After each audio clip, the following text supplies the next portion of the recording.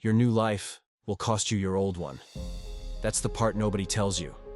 They talk about becoming successful, becoming focused, becoming unstoppable. But they never say what it will take. They don't mention the nights that feel like funerals, the friends you outgrow, the silence that follows once the noise fades, the conversations you can no longer have, because the old you would have said yes. But this new you, he's not available anymore. You'll try to hold on at first. Keep your old habits close.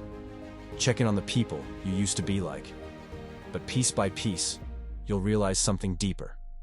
You can't rise while still trying to belong. This is what real change costs. Not money, not time.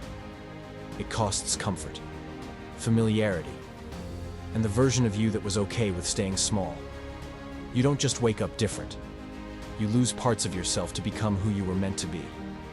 And if you're doing it right, it should hurt. At first, you'll tell yourself it's temporary, that you're just cutting back on distractions, that you'll come back once you've fixed a few things.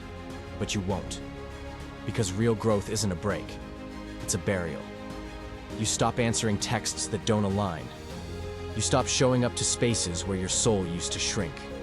You stop watering connections that only knew the weak version of you. And they won't understand. They'll say you changed, that you're distant, that you think you're better now. They'll call it ego. But what they're really seeing is a man who finally stopped begging to be understood. You didn't change to be seen. You changed because you were dying in that cage they called normal. And once you leave that version of yourself behind, there's no coming back. Not because you're too good for them, but because you remember what it cost to escape. This is where most people fold, not in front of the crowd, but in front of the silence. Because when no one's watching, you hear everything. The doubts, the echoes of every failure, the whispers of every version of you that never made it. This is the part where the world goes quiet, and your mind starts screaming. You question everything.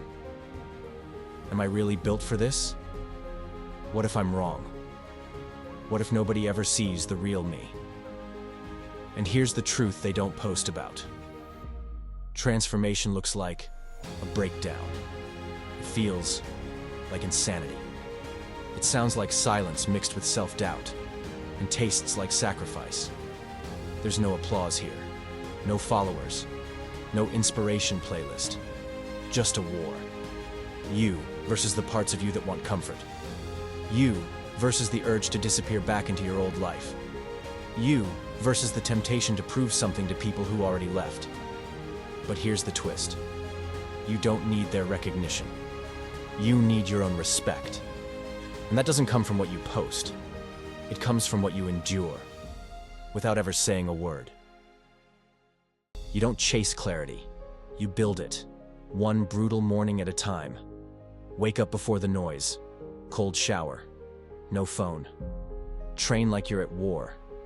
And in that silence, something shifts. Discipline replaces emotion. Structure replaces panic. You stop asking for permission even from yourself. This is the moment you begin to rebuild. Not for them, not for applause, for alignment. You no longer need motivation, because the ritual became you. And the version of you who once begged for direction, he's gone. You don't miss him. You buried him.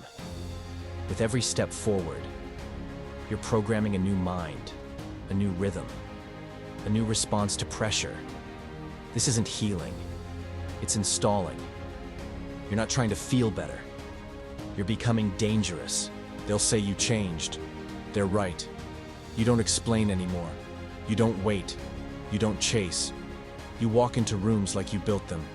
Because in your mind, you did. You don't raise your voice. You raise your standard. And people feel it. Not because you try to intimidate, but because there's nothing left to prove. You became the thing they never expected. Focused, structured, cold, calm. You don't flinch. You don't post. You don't react. You disappear into the shadows and let your silence reshape the room. Because in the end, you weren't the storm. You became it.